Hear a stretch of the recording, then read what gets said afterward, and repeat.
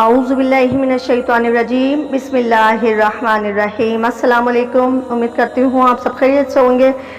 دوستوں، آج میں نے آپ کے لیے جس موضوع کا انتخاب کیا ہے وہ ہے نسل نو کی فکری تربیت کی ضرورت، اور یہ ہمارا سب سے اہم مسئلہ ہے۔ نہ صرف پاکستان میں رہنے والے بلکہ بیرون ممالک جو پاکستانی والدین ہیں ان سب کے لیے بھی یہ چیز نہایت اہمیت کی حامل ہے اور بہت اہم ضرورت ہے اس وقت جو حالات چل رہے ہیں ان حالات کے مطابق۔ دوستو، جس طریقے سے ہم سب جانتے ہیں کہ اس وقت جس طرح کے حالات چل رہے ہیں اور دشمنان اسلام جس طرح امت مسلمہ پر حملہ آور ہیں، ہماری معاشرت اور طرز زندگی کو جس طرح بدلا جا رہا ہے، ہم پر لازم ہو گیا ہے کہ نسل نو نئی نسل کی خاص اسلامی نہج پر تربیت کریں۔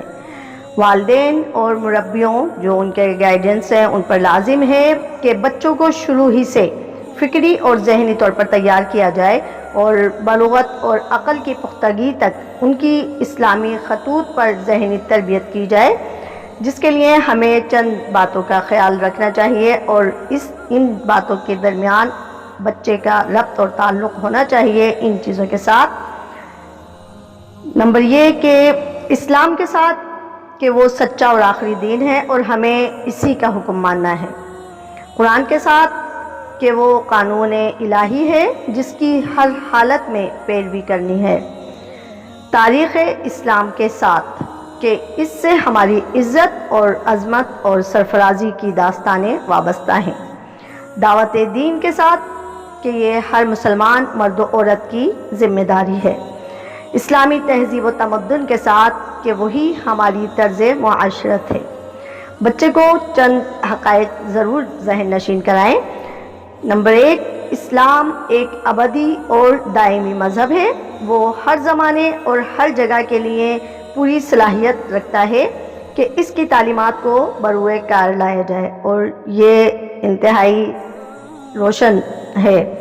یہ ہم سب بھی جانتے ہیں کہ اسلام ہر جگہ اور ہر زمانے میں ضم ہونے کی پوری صلاحیت رکھتا ہے، کیونکہ یہ ایسا دین ہے جو اللہ تعالیٰ نے ہمارے لیے چنا ہے۔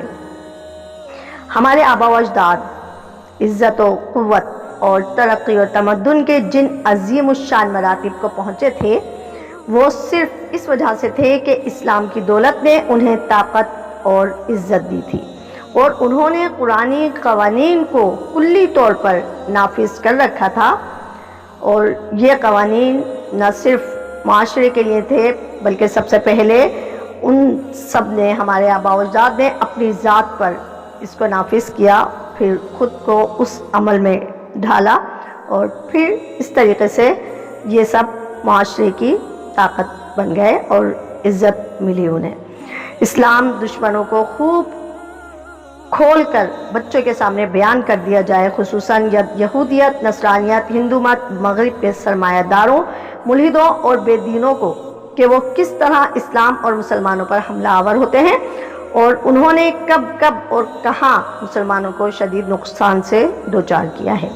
یہ بھی خوب کھول کر بیان کیا جائے کہ اسلامی طرز معاشرت کیا ہے، اسوہ رسول کیا تھا، صحابہ کی مبارک زندگیاں کیسی تھیں، ان کا رہن سہن، طرز بود و باش، آپس کے تعلقات کی نوعیت کیا تھی۔ بلا شبہ اس طرح اگر بچے کو بھرپور توجہ اور رہنمائی سے نواز دیا گیا تو واقعتاً اس کا تعلق اسلام کے ساتھ مضبوط ہوگا، اور اس بچے کو آئندہ چل کر کبھی بھی اپنے مسلمان ہونے پر، اپنی بے مثال تاریخ اور قابل فخر ماضی پر شرمندہ یا احساس کمتری میں مبتلا نہیں ہونا پڑے گا۔ تو دوستوں، یہ تھی وہ ترغیب جو میں نے آپ کو اس پروگرام کے ذریعے دینی ہے۔ اب یہ آپ لوگوں کے ذمے ہے کہ آپ کس طریقے سے اپنی نسل کی فکری تربیت کرتی ہیں۔ اللہ تعالیٰ ہماری نئی نسل کو، آنے والی نسلوں کو اسلام دشمنوں سے محفوظ رکھے، اور ہم سب کو دین اسلام کے مکمل پیروی کرتے ہوئے اسلام کے سانچے میں ڈھال دے۔ آمین یا رب العالمین۔ دوستوں، پروگرام پسند آئے تو پلیز اسے لائک، کمنٹس اور شیئر کریں۔ چینل کو سبسکرائب کریں اگر آپ نے سبسکرائب نہیں کیا ہے تو۔ اپنا خیال رکھیں۔ اللہ حافظ۔